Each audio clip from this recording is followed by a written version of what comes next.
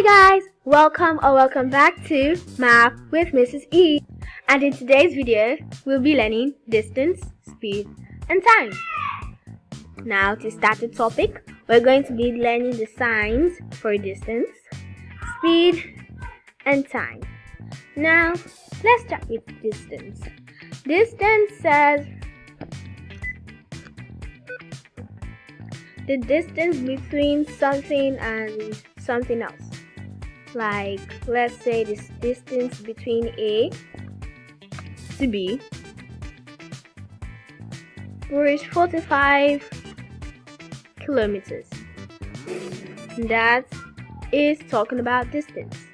And from that, I've told you kilometers is the sign for distance. Then, what's the sign for speed?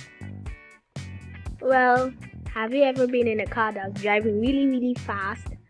And then you were like, oh my god, it's like the car's driving 100 kilometers per hour. Now you could write the per as a slash like I do, or you could just write it as per. Now let's go to the sign of time. Now the basic sign of time is hours when doing equations. So if you're doing a question where the time is at minutes or seconds, it's better to turn it to hours. Now let's start with the formula. Now something that could help you with the formula is this right here, the DST triangle. Now watch me label it, and I'll also teach you how to draw it. Now we have the D for distance, the S for speed, and the T for time. And now what you're gonna do, you're gonna put division here. You're just gonna put 2 dots. Let me make that figure. I'm gonna put 1 dot here, 1 dot here, and the dash that makes it look like division. I'm gonna put it here too. And then you're gonna put a multiplication sign here. And then when you're looking, let's say we're looking for distance, all you have to do is cover distance up. And then what is remaining there is S multiplied by time. And S multiplied by time equals to distance. If you're not looking for distance, maybe you're looking for speed, you just cover that up. And then what is remaining? Distance divided by time, or distance over time, like I like to say it. And that will give you speed. Now what if we're looking for time? Well, the same thing, distance over speed, or distance divided by speed. Now the DST triangle is also so easy to draw. I know some of you might not be able to draw it. That's exactly why I put the picture here. So first thing, you're gonna need a triangle like so, and then you're just gonna put a T right here, and then put in your D, your S, and your T. Now remember the topic, distance, speed, and time. That is how it should be, distance, speed, and time. Not distance, time, and speed. But if you actually put it as distance, time, and speed, let's see if it will actually be correct. Looking for speed, that would be distance over time. Okay, it will still be correct like that. Now the DST triangle is also a guide if you don't know the formula to one of the parts. Like if you're looking for distance and you don't know the formula. Okay, now let's go with the question.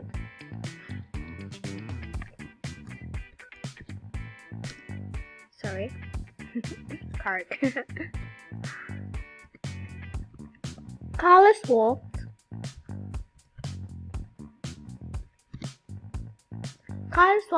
6 kilometers per hour.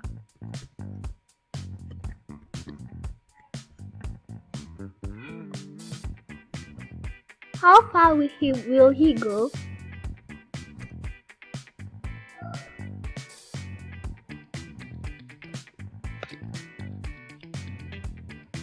how far will he go in 3 hours? Now, let's read the question again. Carlos walked 6 kilometers per hour. How far will he go in 3 hours? Now, when you're solving a distance, speed, and time equation in a word problem, you should check for 3 things: your distance, your speed, and your time. So let's check. We have our speed, we have our time, but where's distance? Now when distance is not there, that basically means that's what you're looking for. So we are looking for distance. We're looking for distance. Now we can use our DST triangle as a guide. Now all we gotta do is cover up distance, and what remains there, that's speed multiplied by time. Now first we have to write our parameters. That is speed. Bear with me, just watch what I'm doing, it will help understand more. Speed equals to 6 kilometers per hour. Time